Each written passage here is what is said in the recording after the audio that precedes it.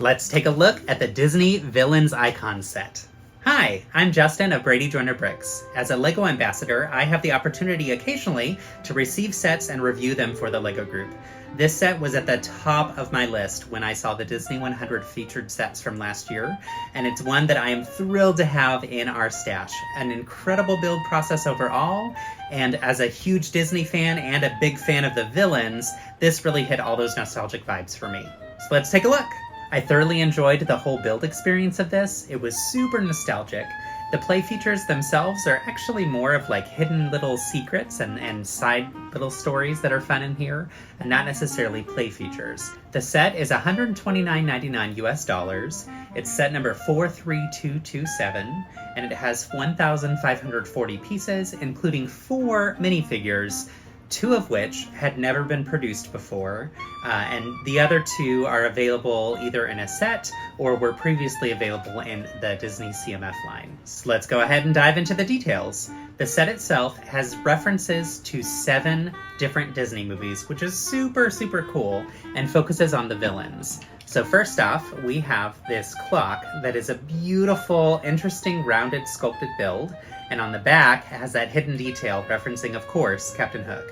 One of the details I loved the most was the printed clock face on the front, including the images of the kids flying with Peter for the first time, which is super fun.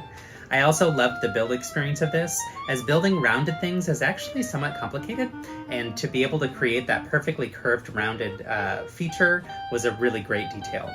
Now, one thing interesting about this is the clock itself doesn't actually attach to the rest of the set. I reached out to the designer, Marcos, and asked him about it, and he had said that it was really something that they felt was perfectly fine to have as a display feature, that it could be placed in different parts, and that there wasn't necessarily a need for it to be attached. But I thought that was an interesting little piece. And honestly, this set is designed so that people will touch it and pick it up and kind of play around with it too, so that's perfectly fine too. Next up, we have, of course, a playing card featuring our favorite queen, the Queen of Hearts. In the center, you'll notice that she is missing her heart, which is super fun. And this is the only nod that you see to Alice in Wonderland.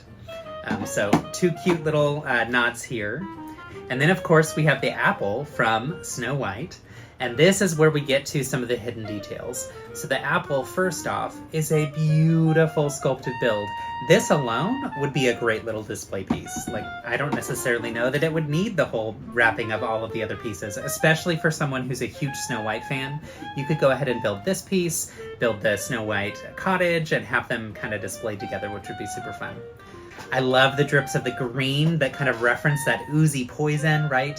Super fun detail and super fun nod to, of course, the iconic Evil Queen. And what's fun is you can actually open up the apple, and on the inside, there she is! So this was the first time that you could get the Evil Queen in this same outfit. Fast forward to 2024, and we got the Snow White's cottage, and it also comes with the same minifigure. So there's 2 opportunities now for you to get the Evil Queen in her old lady costume. The other thing that's fun is the Evil Queen came in the Disney CMF 3rd round, and this time it was actually in her standard Evil Queen outfit. So there's ways for you to go ahead and have a collection of all the different pieces if you're gathering some of those minifigs from the custom line, and then also the minifigs that come with these exclusive sets. Next up, we've got the Little Mermaid VHS tape. This part, y'all, this was so incredibly cool to build. I loved all of the details that you notice. So first off, inside these windows, you'll notice on this side, there's just a little bit of the tape left, and on this side, there's a lot of the tape left. When you think about VCR, these were things that people used to watch movies on way before DVDs, and you had to rewind the video. And so as you played the video, the tape would reel across from one side to the other, and one side would get bigger as the other side got smaller as the tape would go through. So fun fact for those of you who maybe don't necessarily know about how VHS works. Now, this is set up to where it's attached. Let me see if I can remove it from here. There we go. And on the back side, they also have the details here of these little kind of wheels. When it's inside the VHS player, that would actually connect to something that would spin, and that's how the tape would play. But the coolest feature is right in here.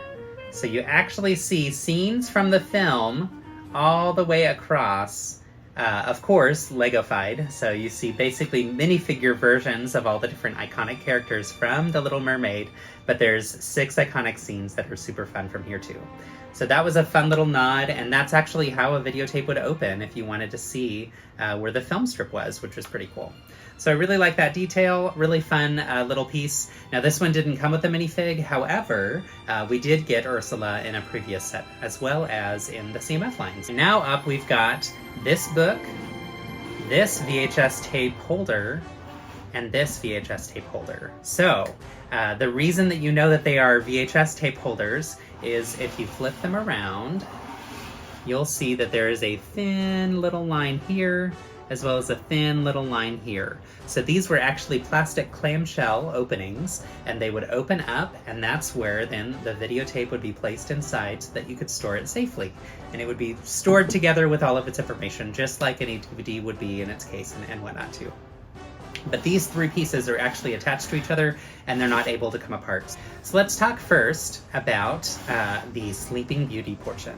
So you notice the really beautiful mosaic tiles. I'm loving that they wove in some different mosaic building techniques into this set.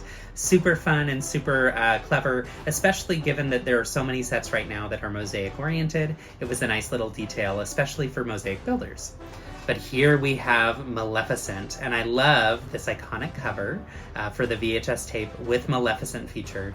And then on the other one, you'll notice the same type of mosaic style, but with Jafar. So that would be from Aladdin. So fun fact about this set, when the Disney team with Lego was coming up with different ideas for different sets, one of the things that they were very inspired by was the old VHS tapes from these iconic Disney movies, and how there was a re-release of all of those movies where the covers actually featured the villains instead of featuring the main characters or the heroes or heroines that we're used to seeing. So that was actually what inspired this whole set that was dedicated to focusing on the villains, which is super fun. So back to the Sleeping Beauty piece. This piece is a beautiful print, a gorgeous, gorgeous printed piece.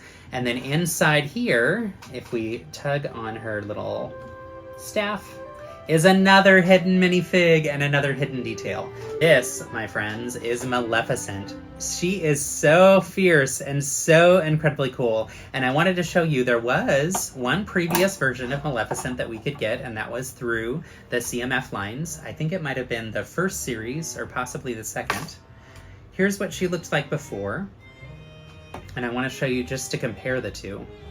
You can see on the newer version, the detailed print on the skirt itself and on the torso is a brighter color, and so it's a better print, it's a stronger print so that it stands out a little bit more. You can also see different face prints, and then even the horns, the hat piece that's the horns, those are a little bit different too.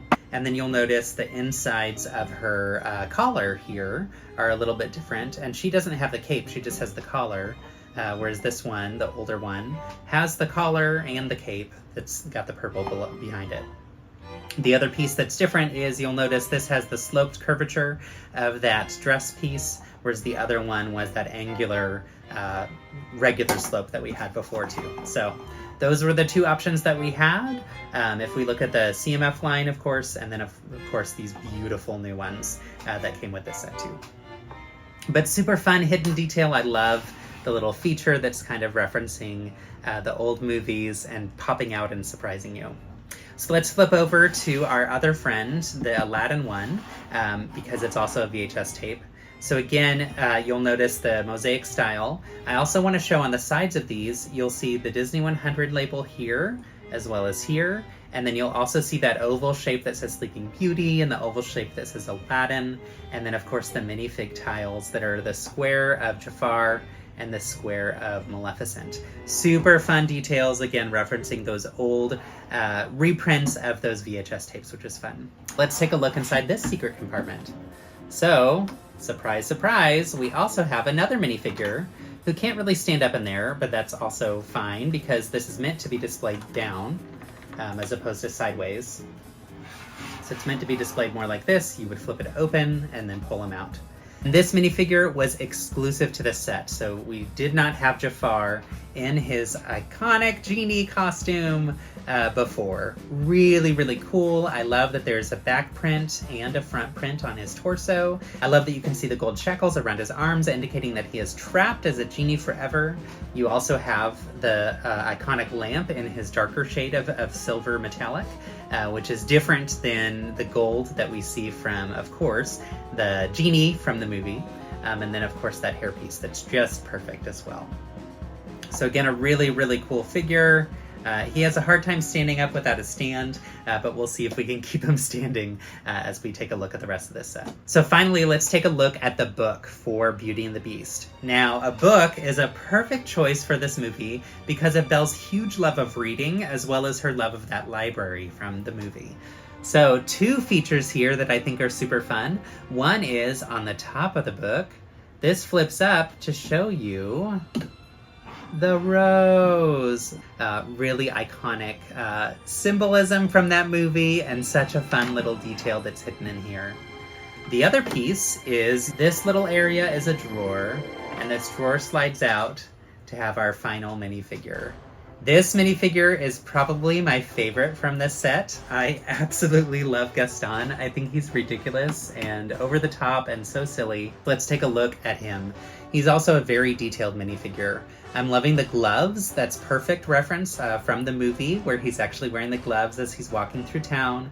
The dual printed legs where they've got actually triple printed legs. So we've got red and black and then the brown boots. And then also that torso has fantastic detail with the arms showing. So we've got the red shirt with the skin color popping out as well. And then the back print as well. Plus that collar that's open. It's just super fun. This hairpiece, I think, was new for him as well. And then we also get a reverse face for him too. So we've got kind of an angry face, and then we have his cheesy grin that is just delightful. So here you see the 4 minifigures standing next to the set itself. I'm going to go ahead and assemble the set again, so you'll notice as we have this VHS tape, there are 2 different areas on the bottom here, and those are ball joint connectors, and then ball joints here that connect to it. So that should just snap on. All right, next up we have that card, that playing card, which just kind of sits at an angle on this jumper plate on the top. Then we've got the apple, sits on the other jumper plate on top.